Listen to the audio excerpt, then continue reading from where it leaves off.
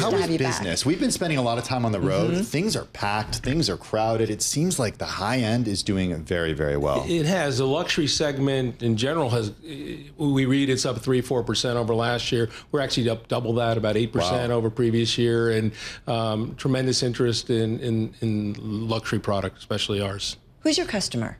It varies from property to property. At the resorts, it's people coming for leisure. We do high-end meetings as well. Global customers? Globally, yeah. More North America based, but we a fair amount of international travel as well. How much is business versus fun? Not that business isn't fun. It varies by season and time of year. So in some of the properties, Hawaii, for example, it's almost all leisure. Other properties, we do much more on the meeting side of it. So it can vary. It can be as much as 50% each. And in other properties, it skews more on the individual traveler. Have you seen the demographic shift since over the last year, basically, since President Trump took office for the second term? Somewhat of a crackdown on immigration, but we've seen, to a certain extent, international travel from Canada fall a little bit. Got some numbers here in New York too. Is that affecting you at all? Not really. We've heard some anecdotal stories here and there. A group may have been planning on coming in, but no, we really have not felt that. And when we look at it quantitatively, we're actually up. And we look at our group booking pace, which is the best leading indicator for the future. We look into next year right now, and we're ahead of previous years. So all good indications, but we rely less on international travel than some of the other brands based on where our hotels are located. What about demographics in terms of age of the people who are coming to the resorts? Is it full of people in their 40s and 50s now? Yeah, we've always had an active clientele, and there's a youthfulness to that. But we also see a lot of multi-generational travel, the tradition. So grandparents bring in everybody. Grandparents bring three generations. Okay. It's really great to see. I am curious, too, about just the administration, some of the policies, how it's maybe impacted labor costs, food costs, building costs, because these are things certainly that we talk about a lot when we look at some of the inflationary pressures that we've seen in our economy. Yeah, we read about it. Haven't really had the impact today in the operating costs yet. Even labor costs? And you're finding all the workers you want? Well, labor costs have gone up. That's been a challenge, market to market. Yeah. But that's been happening for the last few years. Right. So it continues. It hasn't gone away. It continues. It has not stopped. Does the pushback on immigration make it even more tricky? No. Fortunately, we've been able to attract the cream of the crop, it seems to be. Okay. But we keep an eye towards the challenge of finding great associates. I mean, it's the essence of who we are as a company. But in all parts of the resorts, I'm talking kitchen, housekeeping, still no issue with talent and labor there? It's market to market. Some markets, there's a real scarcity. And where is that scarce? Some of the seasonal resorts. So we rely on H-2B visas, J-1s to support, to bring in where we have to fill gaps. Seasonality is the biggest challenge. Will you still rely on those visas with the new restrictions coming into play?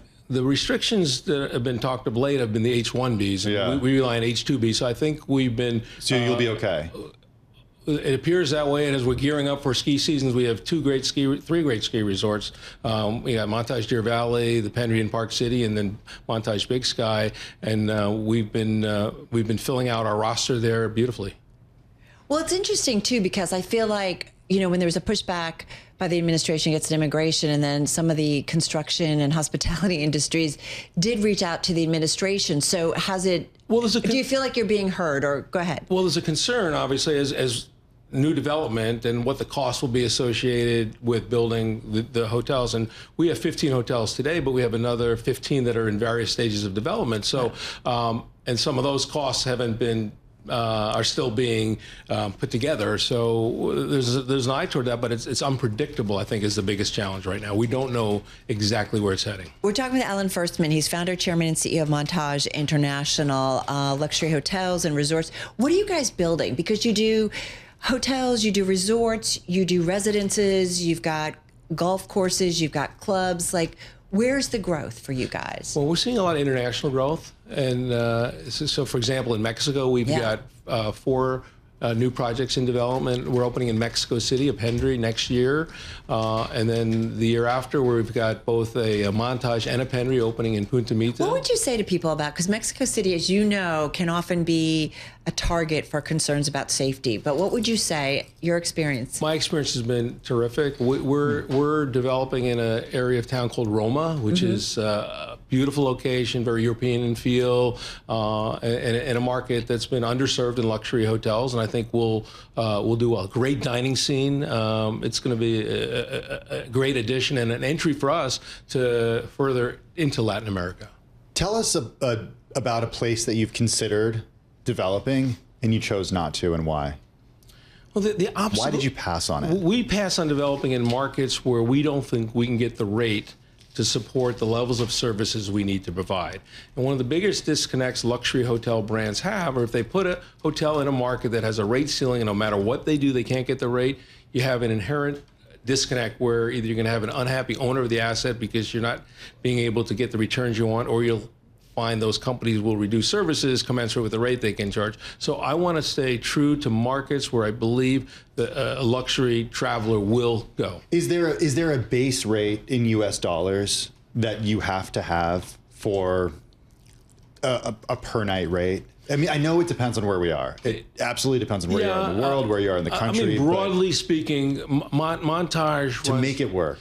Broadly speaking, Montage runs an average rate north of $1,200, $1,300 a night. So we should be able to get a $1,000 plus rate for a Montage. A little less on the Pendry, but we look at those, and then there's a factor based on the labor costs and others in a particular destination or market. But we factor that into where we think the hotel is today and where we think the market will be heading.